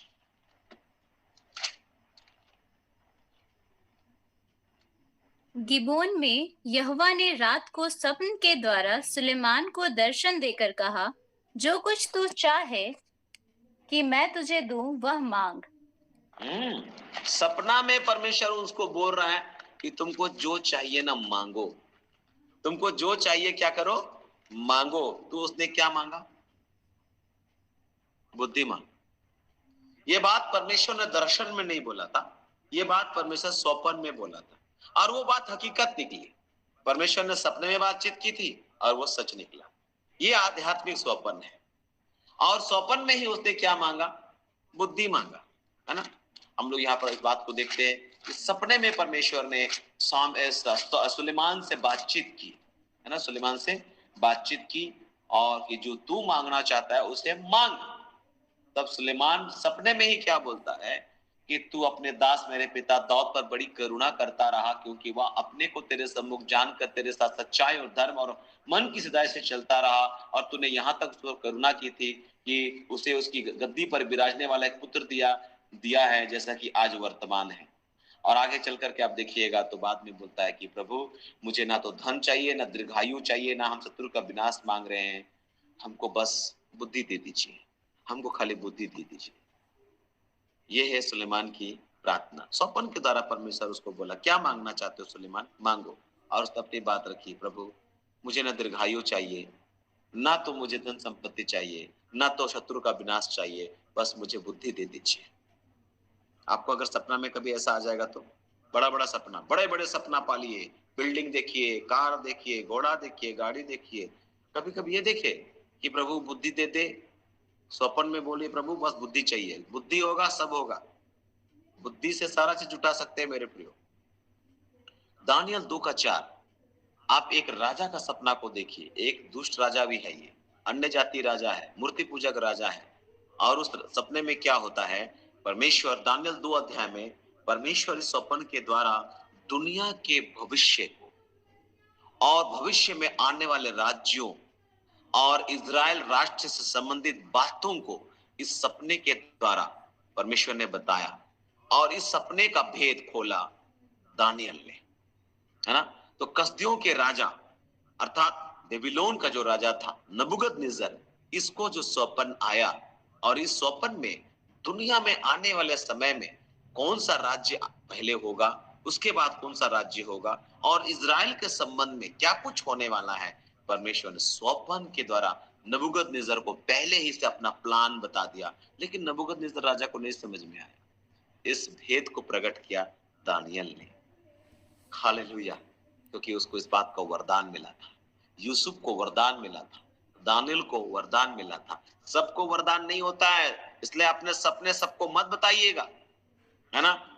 जो स्वप्न डरावनी है तो तुरंत प्रार्थना कीजिए और प्रभु यीशु के नाम में उसको कैंसिल कीजिए, है ना। तो ऐसे और भी कई सपने हैं, ये बहुत बड़ा सब्जेक्ट है। यहाँ हो सकता ये एक दिन में खत्म नहीं होने वाला है। मेरा समय समाप्त होने वाला है, फिर भी कुछ बातों को और बता करके हम अंत करने वाले हैं। नए नियम में आप जब जाते हैं तो जकरिया का स्वप्न आप देखते हैं। ये जकरियस कौन था? नया नियम का जकरियस, जरा बताएंगे आप लोग? यूहन्ना का पिता। यूहन्ना इस्तबागी के फादर। जी, उनके फादर थे, है ना, जकरियस, है ना। उनको सौंपन आया। लूका में आप देखते हैं कि उनका सौंपन है, 1 अध्याय उसका 5 से लेकर के 23 पद तक। और उनको जो सौंपन आया वो यूहन्ना के संदर्भ में और यीशु मसीह के संबंध में था। और ये बात सच हुई, ये बात सच हुई। तो ऐसा नहीं कि सौंपन आ रहा है वो गलत साबित होगा, सौंपन सच लेकर के आता है मेरे प्रियो, याद रखिएगा। इसलिए जिस भी प्रकार का सौंपन को आप लोग देखते हैं, अगर आपको कुछ सौंपन से खुशी होता है, उसको एक्सेप्ट कीजिए। मैं प्रभु यीशु के नाम में इस सौंपन को एक्सेप्ट करता हूं। और अगर कुछ सौंपन आपको भ्रमित कर रहा है, डरा रहा है, भयभीत कर रहा है, आपको बेचैनी ला रहा है, तो तुरंत यीशु मसीह के नाम में उसको रद्द करिए। आप सौंपन का फल से समझ में आ जाएगा क्या क्या आपने देखा है, तुरंत रद्द करिए। कभी नहीं समझ में आ रहा है तो उस सपन को भी रद्द कर दीजिए। प्रभु यीशु के नाम में ऐसे सपनों को हम रद्द करते हैं। बहुत सारे लोग स्वप्न और दर्शन को नेग्लेक्ट करते हैं। बहुत सारे मसीही लोग बोलते हैं तो महज एक स्वप्न है, लेकिन बाइबल में स्वप्न और दर्शन बार बार हमने कितना जगह आपको दिखा दिया। ऐसे कितने वचन हैं, मैं आपको खोल खोल कर दिखा सकता हूँ। कितनी सारी बातें, है ना। यूसुफ को स्वप्न के द्वारा चिताया, चलो यहां से निकलो जल्दी, राजा ने तो मार डालेगा। यूसुफ जी यीशु मसीह का पिता बना, कानूनी पिता, है ना, संसार के हिसाब से। उनको परमेश्वर ने स्वप्न के द्वारा बताया, देखो यहाँ से निकलो, यहाँ से चलो, मिस्र भागो, क्योंकि राजा जो है ना तो मार डालेगा बच्चे को। उनको चिताया। पिलातुस की पत्नी को स्वप्न आया तो पिलातुस को बोला, देखो जी, इस धर्मी के हाथ में, इस धर्मी के मामले में हाथ मत डालना, क्योंकि सपने में मैंने इसके कारण से दुख उठाया, है ना। हमने देखा कि अबीमेलेक को सपना आया, उस सपना में परमेश्वर बोला, जे अब्राहम की पत्नी है, इसको काहे रखा है, मर जाएगा नहीं तो तू, है ना। तो परमेश्वर चेतावनी देता है। हनन्याह का स्वप्न आया, बोला देखो वहां एक आदमी है, उसका लाइफ चेंज हो गया, जाओ प्रार्थना करो उसके लिए। उसका नाम पौलुस है, वो पहले साउल है उसका नाम, जाओ प्रार्थना करो। हनन्याह डर भी रहे, बाबा कैसे जाए, तो बहुत खतरनाक आदमी है। लेकिन सपना आया, परमेश्वर उसको उस स्वप्न के द्वारा बातचीत किया, उसको जाना पड़ा। कुरनेलियुस को स्वप्न आया, उसको स्वप्न आया कि देखो यहाँ पर पास के गांव में एक जो है ना चमड़ा का धंधा करने वाला व्यक्ति जो है, उसके घर में पतरस आया, उसको बुलवा अपना घर में, उससे वचन सुनो। कुरनेलियुस उसको बुलवा देता है, अपना घर में लाता है पतरस को, बपतिस्मा ले लेता है घराने से। इटली का वो सूबेदार है, वो स्वप्न देखता है और उस स्वप्न के माध्यम से उसका जीवन बदल जाता है। कैसे स्वप्न क्या क्या करता है देखिए। एक स्वप्न ने सारा की जिंदगी बचा ली, एक स्वप्न ने अबीमेलेक को पाप करने से रोक लिया, है ना। एक स्वप्न ने यूसुफ को कहां से कहां पहुंचा दिया। एक स्वप्न ने याकूब को जो है ना आने वाले समय में उसके साथ क्या होने वाला है वो सारी बात बता दी, है ना। एक स्वप्न ने पिलाने हारा और खिलाने हारा का जो है ना बता दिया कि कौन बचेगा कौन मरेगा। एक स्वप्न ने नबूकदनेस्सर को बता दिया, आने वाले समय में खाली तेरा राज नहीं आने वाला, तेरे बाद और भी राज आएंगे, ये मत घमंड करना कि तेरा राज केवल रहेगा। परमेश्वर ने बता दिया, है ना। तो स्वप्न के माध्यम से परमेश्वर बातचीत कर रहा है लगातार, और आज भी परमेश्वर स्वप्न के द्वारा बातचीत करता है। पतरस को देखिए, एक तरफ कुरनेलियुस सपना देख रहे हैं, दूसरे तरफ पतरस दर्शन देख रहे हैं। क्यों? क्योंकि वो छत के ऊपर दुआ में बैठा हुआ है ना। प्रेरितों के काम जो हम लोग देखते हैं 10 अध्याय में, एक तरफ कुरनेलियुस को, वहां थोड़ा देख लीजिए, चलिए वहां दोनों अलग अलग है, ठीक है। प्रेरितों के काम 10 अध्याय, उसका एक पद से जरा पढ़िएगा क्या लिखा है। कैसरिया में कुरनेलियुस नाम का एक मनुष्य था जो इतालियानी नामक पलटन का सूबेदार था। वह भक्त था और अपने सारे घराने समेत परमेश्वर से डरता था और यहूदी लोगों को बहुत दान देता और बराबर परमेश्वर से प्रार्थना करता था। उसने दिन के तीसरे पहर के निकट दर्शन में स्पष्ट रूप से देखा कि परमेश्वर का एक स्वर्गदूत उसके पास भीतर आकर कहता है, हे कुरनेलियुस। उसने उसे ध्यान से देखा और डर कर कहा, हे प्रभु, क्या है? उसने उससे कहा, तेरी प्रार्थनाएं और तेरे दान स्मरण के लिए परमेश्वर के सामने पहुंचे हैं, और अब याफा में मनुष्य भेजकर शमौन को, जो पतरस कहलाता है, बुलवा ले। वह शमौन चमड़े का धंधा करने वाले के यहाँ अतिथि है जिसका घर समुद्र के किनारे है। जब वह स्वर्गदूत जिसने उससे बातें की थी चला गया, तो उसने 2 सेवक और जो उसके पास उपस्थित रहा करते थे उनमें से एक भक्त सिपाही को बुलाया और उन्हें सब बातें बताकर याफा को भेजा। परमेश्वर वहां उसको कुछ दिखा रहा है, दूसरी ओर 9 पद से पतरस को छत पे कुछ दिखा रहा है।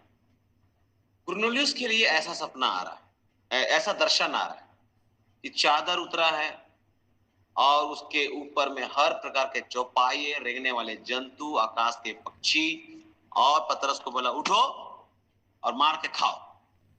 पतरस बोला हे प्रभु, कभी नहीं खाएंगे ये सब चीजों को, इसको हमने कभी खाया ही नहीं, क्योंकि आप पवित्र है, अशुद्ध है।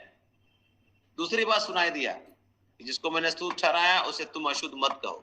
अभी भी इस वचन का व्याख्या खाने पीने के ऊपर में किया जाता है।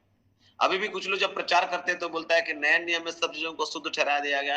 वो लोग एक वचन को पकड़ते हैं, प्रेरितों के काम 10 उसका 15 पद। इसका गलत व्याख्या मत करिएगा।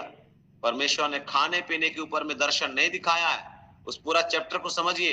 एक तरफ कुरनेलियुस को कुछ और दिखाया जा रहा है कि देखो याफा नगर में एक व्यक्ति है जिसका नाम शमौन पतरस है, वो आया हुआ है, वहां पर है, शिमोन के घर में चमड़ा का धंधा करता है, फलना जगह घर है उसका, समुद्र के किनारे है उसका घर, वहां अतिथि के रूप में आया, 2 सेवक को भेजो, पूरा उसको मिल रहा है। और दूसरी तरफ पतरस को ऐसा दर्शन मिल रहा है।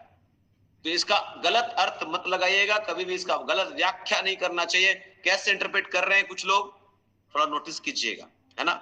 और इस बात को 11 अध्याय में क्लियर बता दिया गया। पतरस ने बता दिया कि जो सपन मुझे दिखाया, जो दर्शन की बात मुझे दिखाए गए थे, उसका ये मतलब होता है। हालेलुया। तो कैसे परमेश्वर अलग अलग तरीके से अपनी योजना को प्रकट करता है।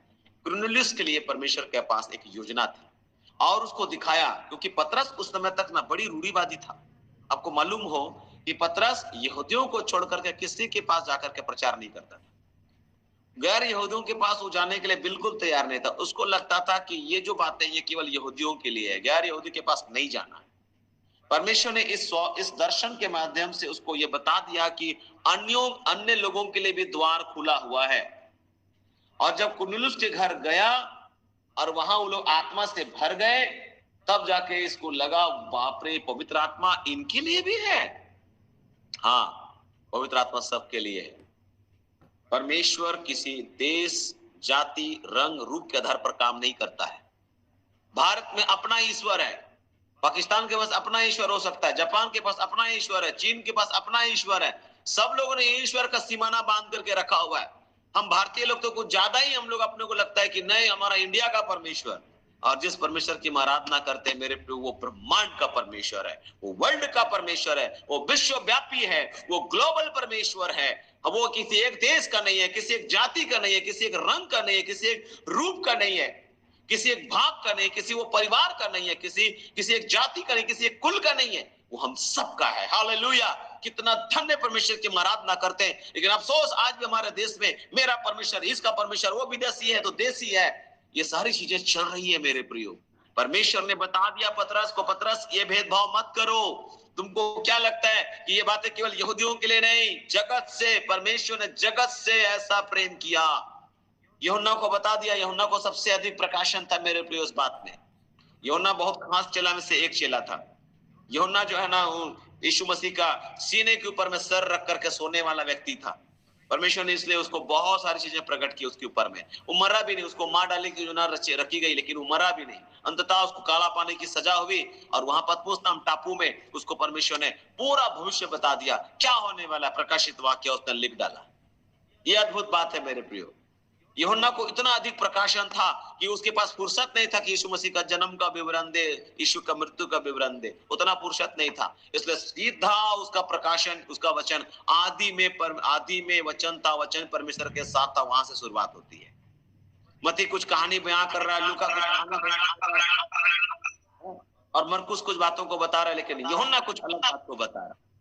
यूहन्ना के पास एक अलग प्रकाशन था। अद्भुत है हमारा परमेश्वर, है ना।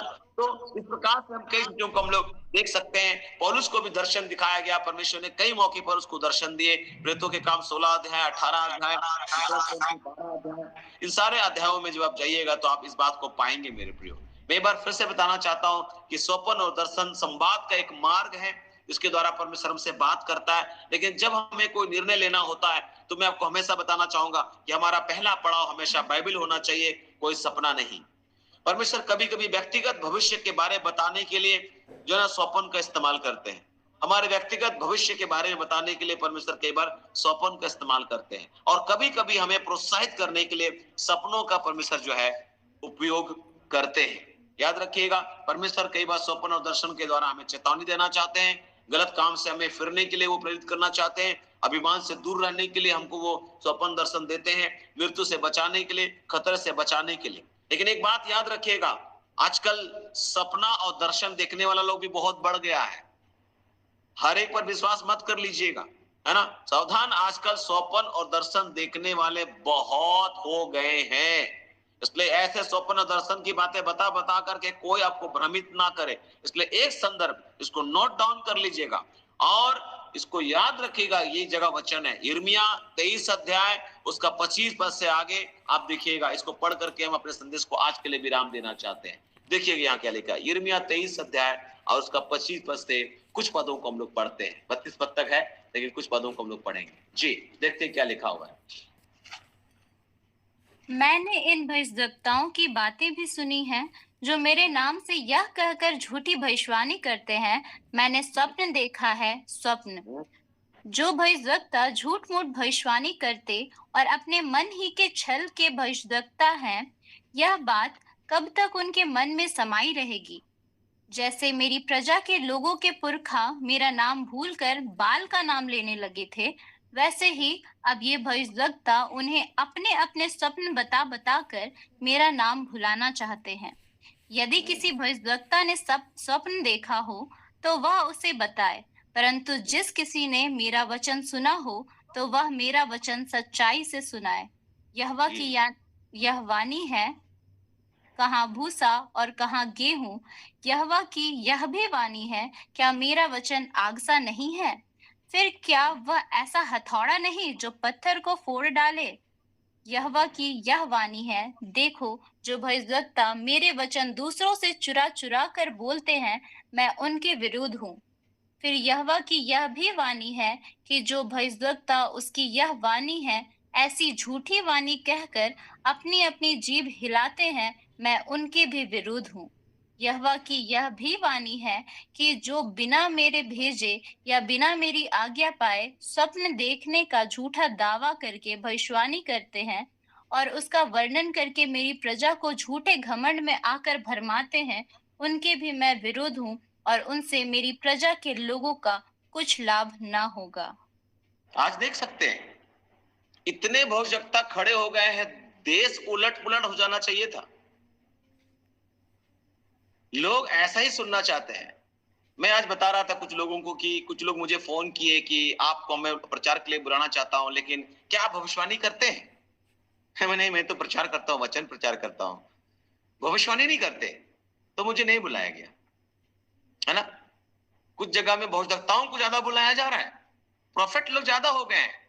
वचन की कीमत आज भी वही है मेरे प्रियो, प्रॉफिट के चक्कर में मत रहिए। मैं ये नहीं बोलता कि प्रॉफिट नहीं होते थे, होते थे और होते हैं, परंतु मैं आपको बताना चाहता हूं इन दिनों बाढ़ सी आ गई है प्रॉफिट लोगों की, और ये मनुष्यों में अपना दबदबा, मनुष्य में अपना प्रभाव छोड़ने के लिए इस प्रकार के बातों को इस्तेमाल करते हैं। आप लोग एवेंजलिस्ट, प्रचारक, पास्टर नहीं लगाना चाहते। आप अगर अपने नाम के आगे प्रॉफिट लगाएंगे, मैं आपको बताना चाहता हूं, आप मीटिंग ऑर्गेनाइज कीजिए, मीटिंग कीजिए, आप नाम प्रॉफिट फलना फलना लगा दीजिए, बहुत लोग आएंगे आपका मीटिंग में, है ना। और बोलेगा टीचिंग सेमिनार आ रहे हैं ब्रदर फलना, कोई नहीं आएगा। ये सच्चाई है। मैं आपको बताना चाहता हूं हम और आप ऐसे ही हो गए हैं। आप में से भी कितने लोग यही चाहेंगे, अगर कोई ब्रदर फलना आ रहा है तो आप नहीं जाएंगे, सिस्टर फलनी आ रहे प्रचार करने के लिए आप नहीं जाएंगे। लेकिन अगर वहां प्रॉफिट आ रहे हैं, एक भविष्यवक्ता ना आ रही है, हम लोग तुरंत जाएंगे, बाबा चलो चलो चलो भविष्यवक्ता आ रहा है क्या जाने मेरे लाइफ के बारे में बोल दे। अरे सारी चीजें बोल दी गई है वचन में, सारी चीजें वचन में है, बाइबल काफी है, ये वचन काफी है मेरे प्रियो। ये 66 पुस्तक जो है ये काफी है हमारे लिए। यहाँ पर यिर्मयाह परमेश्वर का वचन को प्राप्त करके बोलता है, मैंने इन भविष्यवक्ताओं की बातें भी सुनी है जो मेरे नाम से यह कहकर झूठी भविष्यवाणी करते हैं कि मैंने सोपन देखा है। सोपन, जो भविष्यवक्ता झूठ मूठ भविष्यवाणी करते हैं और अपने मनी के छल के भविष्यवक्ता है, ये बात कब तक उनके मन में समाये रहेगी? जैसे मेरी प्रजा के लोगों के पुरखा मेरा नाम भूल करके बाल का नाम लेने लगे थे, वैसे ही अब ये भविष्यवक्ता उन्हें अपने सोपन बता करके मेरा नाम भुलाना चाहते हैं। आज हम लोग परमेश्वर का नाम भुला करके हम लोग फलना फलना फलना फलना, माफ कीजिएगा मुझे अगर मैं किसी नाम को बोलूंगा तो आप मुझे माफ कीजिएगा। हाँ, भजेंद्र सिंह, हाँ ये वो दुनिया भर का और भी क्या क्या नाम है मुझे याद नहीं आ रहे, पंजाब के है ना, पंजाब के, दिल्ली के, मद्रास के, चेन्नई के, यहाँ के वहां के प्रोफेट। आप भूल रहे हैं स्वर्ग के परमेश्वर को, आप भूल रहे हैं यीशु मसीह को, आप भूल रहे हैं पवित्र आत्मा को, आप भूल रहे वचन को। बोलता है ये लोग मेरा नाम भुलाना चाहते हैं, जैसे बाल के नबी लोगों ने बाल को स्मरण दिलाने के लिए, ऐसे ही ये लोग मेरा सोपन के द्वारा मेरा नाम ये लोग भुलाना चाहते हैं। आज हम लोग परमेश्वर का नाम नहीं बोल करके नाम को ना लेकर के व्यक्ति का नाम ले रहे हैं। नहीं, फलना फलना फलना, भजेंद्र सिंह, अंकुर निरूला, है ना, और भी दिल्ली के पास्टर, पंजाब के पास्टर, चेन्नई के पास्टर, नागपुर के पास्टर, पुणे के पास्टर, सारे भविष्यवक्ता बड़े बड़े शहर से आएंगे और गांव से कोई नहीं निकलेगा। वाह, इन सारे भविष्यवक्ताओं को एक जंगल में छोड़ दीजिए, देखते कितनी भविष्यवाणी करेगा ये लोग। नक्सलियों के बीच में छोड़ दीजिए, गांव में छोड़ दीजिए, कोई सुविधा नहीं रहेगा, कितनी भविष्यवाणी करेंगे देख लेंगे। चार तो चमचा रखा है, बॉडीगार्ड रखा है, सिक्योरिटी गार्ड रखा है, छोड़ो ना इनको। यहोवा तुम्हारा रक्षक है, तुम्हारा आड़ और ढाल है, तो क्यों बॉडीगार्ड और पहरेदार रखते हो? इतनी बड़ी बड़ी बात करते हैं। कहां हैं आप लोग? आप में से भी अगर कोई ऐसे प्रॉफिट का पीछा कर रहा है तो मैं आपको बताना चाहता हूं, इस समय प्रॉफिट का पीछा करना छोड़ करके यीशु का पीछा करिए, वचन का पीछा करिए, दर्शन की बातों का पीछा करिए। हालेलुया, हालेलुया, प्रभु के नाम की स्तुति हो। मुझे माफ कीजिएगा अगर मेरी बातों से आपको चोट पहुंच रहा हो तो। परमेश्वर का वचन बोलता है यदि किसी भविष्यवक्ता ने सोपन देखा हो तो वह उसे बताए, परंतु जिस किसी ने मेरा वचन सुना हो तो मेरा वचन सच्चाई से सुना है। वचन को सच्चाई से सुनाना बड़ी बात है मेरे प्रियो, सपने का अर्थ बताना बहुत बड़ी चीज नहीं है। वचन को सुनाए, यहोवा की यह वाणी है कि कहां भूसा और कहां गेहूं। ये तो ऐसे ही बात है कि कहां गेहूं और कहां भूसा। यहोवा की यह भी वाणी है कि क्या मेरा वचन आग सा नहीं है? फिर क्या वह ऐसा हथौड़ा नहीं जो पत्थर को फोड़ डाले? यहोवा की यह वाणी, देखो जो हो सकता मेरे वचन दूसरों से चुरा चुरा करके बोलते मैं उनके विरुद्ध हूं। पर यहोवा की यह वाणी है कि जो हो सकता उसकी यह वाणी है, ऐसी झूठी वाणी कहकर अपने जीभ हिलाते हैं, मैं उनके भी विरुद्ध हूं। हो सकता लोग जीभ हिलाते रहते हैं खाली, जो मुंह में आया बोल दिया। कुछ भी कर सकते हैं, अचानक कुछ भी कर सकते हैं। इनको मैं जादूगर बोलता हूं। जादू का खेल देखना है, आइए प्रोफेट मिनिस्ट्री में चले जाइए, जादू का खेल। मेरे प्रियो, बहुत ही खतरनाक जगह में हम लोग आ गए हैं। इसलिए इस मंच में जुड़े हुए तमाम लोगों से मैं कहना चाहता हूं, वचन को सच्चाई से प्रचार करने वालों का पीछा करिए, वचन का पीछा करिए। वचन ही आपको तगड़ा बनाएगा मेरे प्रियो। ये आसमानी रोटी है जो आपको दिया गया है और इससे आपका आत्मिक जीवन मजबूत बनेगा। चंगाई के पीछे, हीलिंग के पीछे जो ऐसी बातें केवल प्रचार करते हैं उनके पीछे मत भागिए।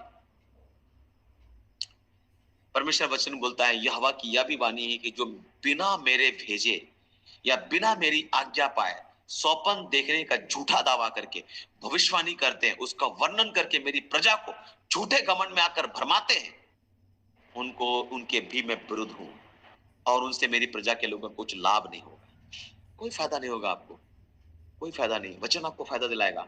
पढ़िए, वचन को पढ़िए, है ना। मैं यहाँ अपने संदेश को विराम देना चाहता हूँ। काफी समय मैंने ले लिया, 9 बजे मुझे समाप्त करनी थी, लेकिन 9 से अधिक हो गया, माफी चाहूंगा। बहुत कुछ है सपने में और भी बहुत सारी चीजें हैं।